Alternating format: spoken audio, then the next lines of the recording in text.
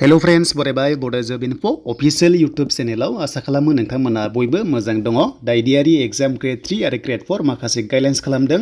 जे एग्जाम हलाव नोंथांमोना मा लांफानांगोन आरो मा लांनाङा जुदि गाइडलाइन्स फल' खालामा जुदि नोंथांमोना हमजायोब्ला मा जागोन बेनि सायाव माखासे डिटेल्स आरो एरेस्ट जागोन नामा दाखालि मोनसे भिडिअ होदोंमोन दा मोनसे अफिशियेल नटिस ओंखारदों बेखौ जों नायगोन आसाम पुलिसानो जा एबा ADRE एग्जाम जा स' बेखायनो भिडिअखौ नायग्रोजोब अब्लासो नोंथांमोना बुजिगोन आरो जायफ्रा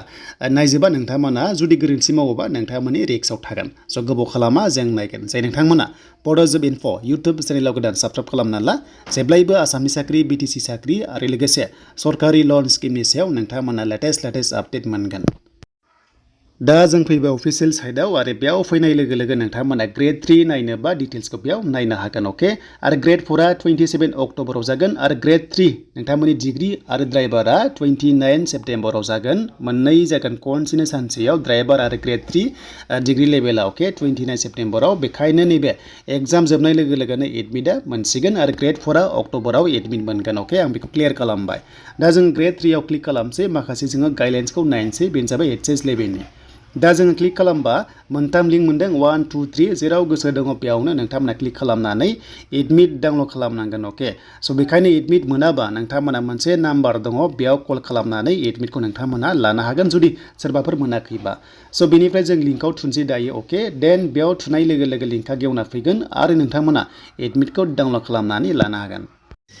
दा जोङो मोनसे गाइडलाइन्सखौ नायग्रोनोसै जेराव एग्जाम हलाव नोंथांमोना जायफ्रा गोरोन्थि मावो एबा गाज्रि खामानि मावो अब्ला नोंथांमोना एरेस्ट जागोन आरो फाइनबो नांगोन बेखौ माखासे डिटेल्सखौ हरबाय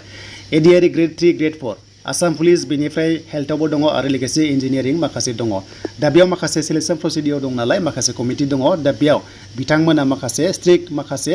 एक्ट खालामदों जेराव नोंथांमोना 3 बोसोर जेल एबा 1 लाख फाइन नांगोन नङाबा नोंथांमोना 5 बोसोर जेल नङाबा 10 लाख नोंथांमोना एबा 5 बोसोर 10 बोसोर बेबादि फाइन नांगोन अके स' बेखायनो नोंथांमोना एग्जाम हलाव जेबो गोरोन्थि खालामाजासे एग्जामखौ मोजां होबानो जाबाय जुदि जाहाथे बेयाव गोग्लैया अके स' बेखौ नोंथांमोना क्लियार खालामबाय बेखौ स्क्रिनशट खालामनानै नोंथांमोनाबो लानो हागोन दा जों फैफिनबाय लिंकआव 3 आव थुबाय आरो खालामनाय लोगो लोगो बेबायदि गेवना फैसिगोन आरो जेब्ला गेवना फैयो नोंथांमोना गावनि एप्लिकेसन नाम्बारखौ होनानै नोंथांमोना लगइन खालामनांगौ अके जुदि बावदोंबा नोंथांमोना मा खालामनांगौ अपसनबो दङ आरो लोगोसे फट' गैयाबा एडमिटआव नोंथांमोना ID प्रुफ लांफानानै आधार कार्ड भटार कार्ड ड्राइभिं लाइसेन्स जि दङ गांसे फट' कपि नोंथांमोना लांफानांगोन अब्लानो एक्सेप्ट जागोन एडमिटआव मिस्टेक दङबा जेबो गिनांगौ गैया नोंथांमोना समजों लोगोसे गासैबो अके जागोन स' बेखायनो जास्ट ID प्रुफ बेनिफ्राय नोंथांमोना फट' लांफानानै एडमिटखौ नोंथांमोना डाउनलड खालामदो जुदि बावदोंब्ला नैबे फरगडआव क्लिक खालामदो आरो फरगडआव क्लिक खालामनाय लोगो लोगो मबाइल नाम्बाराव मेसेज थांगोन आरो आइडिखौ मोननानै नोंथांमोना रिकभारि खालामनानै लानो हागोन दा जों एडमिटखौ नायनोसै गोबाव खालामला दा बे जाबाय एडमिट बे एडमिटआव ओरैबायदि खायसे बार्थडे बेनिफ्राय नामा मिस्टेक दङ जेबो गिनांगौ गैया नोंथांमोना आनजाद होनो मोनगोन बेखायनो ID प्रुफ लांफानांगौ आरो लोगोसे फट' कपि नोंथांमोना लांफा जुदि एडमिटआव फट' गैयाबा देन एग्जाम सेन्टाराव सहैनांगोन आरो बे एग्जाम सेन्टाराव बोरै सहैनांगोन बेनि सायाव दायो डिसकास खालामसै एग्जाम सेन्टारा थाखाबाय नाम थाबाय एड्रेस थाबाय बेखौ आन्दायोबा नोंथांमोना गुगोल मेप इउज खालाम अब्लानो मोनगोन अके दानि जुगाव गासैबो मोनजोबखायो देन पेपार 3 आव गोग्लैबाय एग्जामा जागोन 15 सेप्टेम्बराव एबा 15 सेप्टेम्बराव टाइमा जाबाय 10:30 निफ्राय 1:30 सिम नोंथांमोना एग्जाम माने 3 घन्टा होनो मोनगोन नाथाय मोनसे बाथ्रा गोसोआव ला एग्जामासो 10:30 आव जागोन नाथाय बेनि सिगां एग्जाम हलाव नोंथांमोना सहैनांगोन नङाबा नोंथांमोना एग्जाम हलाव सहैयाबा लेट सहैबा नोंथांमोना हाबनो मोननाय नङा थांनाय बारावबो हाबनो मोनाखै अके माने केन्सेल जादों बेखायनो 8 बाजियाव नोंथांमोना सहैयोबा एग्जाम हलाव जोबोर मोजां मानोना एग्जामा देग्लाय स्ट्रिक जागोन आरो 11 लाखनि बारा एग्जाम होगोन नालाय बेखायनो गोबां टाइम लागोन लाइनावहाय दा बेखायनो जेसे हायो नोंथांमोना फुङाव सहैनाय खालाम अब्लानो नोंनि थाखाय बेस्ट जागोन आरो दसे रेस्ट लाहैनो नोंथांमोना हागोन आरो हाखु दाखु एग्जाम हलाव हाबोबा माखासे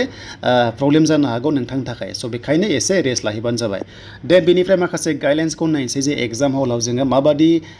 फल' खालामनांगोन जों बेखौ दानिया नायनोसै दा जोङो फार्स्टआव नाम्बार 1 जों एडमिटखौ लांफाथारनांगोन एग्जाम हलाव बे थाबासो एलाउ खालामगोन नङाबा नोंथांमोना मोननाय नङा अके बे जाबाय नाम्बार 1 पइन्ट देन सेकेन्ड नाम्बाराव बुंदों जे OMR सिटखौ सिंगेलसो होगोन माने जेराव प्रि प्रिन्टेड थागोन जेराव नोंनि रल नाम्बार फट' सिगनेचार नोंथांमोना होनांगोन आरो बेयाव फिलआप खालामनांगोन अके स' बेखौ बुंदों माने नोंथांमोना रिजेक्ट खालामनाङा अके ए मोनोबा ए सिरिसखौ नोंथांमोना होबानो जाबाय बि मोनोबा बिखौ नोंथांमोना होनांगोन आरो अके स' बेखौहाय कुइसन सिरिसखौहाय ए मोनोबा OMR सिटआव नोंथांमोना एखौनो फिलआप खालामनांगोन बेखौ गोरोन्थि गोरोन्थि खालामनाङा जुदि गोरोन्थि खालामा नोंथांमोना गोदान मोननाय नङा नाथाय मोनसे बाथ्रा नोंथांमोना जुदि बुकलेट सिट एबा नोंथांमोना OMR सिटआ गोरोन्थि मोनखायोबा गावसोरनिफ्रायनो नोंथांमोना थाबनो बेखौ इनफर्म खालाम अब्लानो गोदान मोनगोन अके स' बेखौ बुंदों आरो जाहाथे नोंथांमोना रल नाम्बारखौ मोजाङै जाहाथे मोजां लिरो जुदि आन्दायोबा नोंथांमोना हेल्प ला जायनोखि बिथांमोना इनचार्ज दङ बिथांमोननिफ्राय सोंनो हागोन जेराव गासैबो डिटेल्सखौ बिथांमोना माने खिथाजोबगोन आरो अके दा नाम्बार 7आव एडमिटआ खायसे गोबां प्रब्लेम दं नालाय जेरै फट' साइन एबा बार्थडे स' बेखायनो बिथांमोना मोनथिखागौ जे माखासे टेकनिकेल इसु जादों होननानै बेखायनो आइडि प्रुफ लांफानो होदों जेरै आधार कार्ड पेन कार्ड भटार कार्ड एबा ड्राइभिं लाइसेन्स बा जि गभर्नमेन्ट आइडि दङ जेराव नोंनि नामा गासैबो माने मोजाङै थानाय बेखौ लांफाबानो जाबाय अब्लानो एक्सेप्ट जागोन बेयाव जेबो नोंथाङा गिनांगौ गैया देन नाम्बार 8आव एग्जाम हलाव नोंथांमोना जाहाथे एडभान्स सहैयो एग्जाम जाफुबाय थानाय टाइमावहाय नोंथांमोना एलाउ जानाय नङा बेखायनो एग्जामनि सिगां सहैनांगोन बेखौथ' खोन्थाखाबाय आं नोंथांमोननो आरो लोगोसे एडमिट कार्ड लांफाथारनांगोन नोंथांमोना एग्जामखौ लिरोबा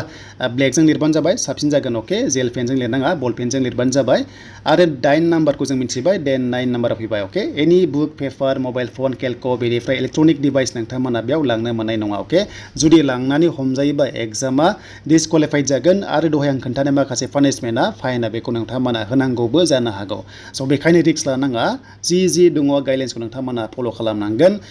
बिनिफ्राय बेल्टखौबो नोंथांमोना गाननो मोननाय नङा खायसेयाव माने गानहोआ मेटेलखौहाय अके देन बिनिफ्राय स' नोंथांमोना घरिबो खायसे लाहोनाय नङा जेरावहाय स्मार्ट वाट्च थायो बेखौ लाहोनाय नङा स' बेखौ नोंथांमोना मोजाङै एडमिट कार्डआव माखासे गाइडलाइन्स दङ बेखौ गासैबो प्रिन्ट खालामनानै नोंनो गासैबो बुजिना ला अब्ला बेस्ट जागोन 13 नाम्बाराव ABCD नोंथांमोना अपसन मोनगोन पेपारखौहाय OMR सिटखौ जेराव नोंथांमोना मोनो बेखौनो लिरनांगोन आरो स' नेगेटिभ दङ 1/4 एबा नोंथांमोना 0.25 जुदि मोनब्रै नोङो रं खालामबा नोंनिफ्राय -1 दांगोन बेखायनो हायैखौ लिराबाबो जेबो प्रब्लेम जाया आरो बे पेपारा बर'जों मोनगोन टेनसन गैया गासैबो बे इंलिसनि नुदोंना नोंथांमोना बेखौहाय गासैबो बर'जों A to Z मोनजोबगोन जेब्ला एग्जाम जायो गासैबो बर'आवनो फैजोबगोन नोंथांमोननि पेपारा आरो नोंथांमोना गाइडलाइन्सखौ बर'जोंनो फरायनो हागोन जायफ्रा इंलिसाव एसे उसुबिदा मोनो बर'जों गासैबो नोंथांमोना फरायना चेक खालाम अब्लानो नोंथांमोना मोनजोबगोन आरो अके दा बेनो बुजिबाय नोंथांमोना आसा खालामो एग्जामा जाहाथे नोंथांमोना मोजांनिफ्राय मोजां जायो आरो बे एग्जामा जोबोर गोरा जागोन मानोना गासै 11 लाखनि बारा एग्जाम हलाव जिरायगोन जेराव पस्टआ 3127 दङ Gr.III HS लेभेलाव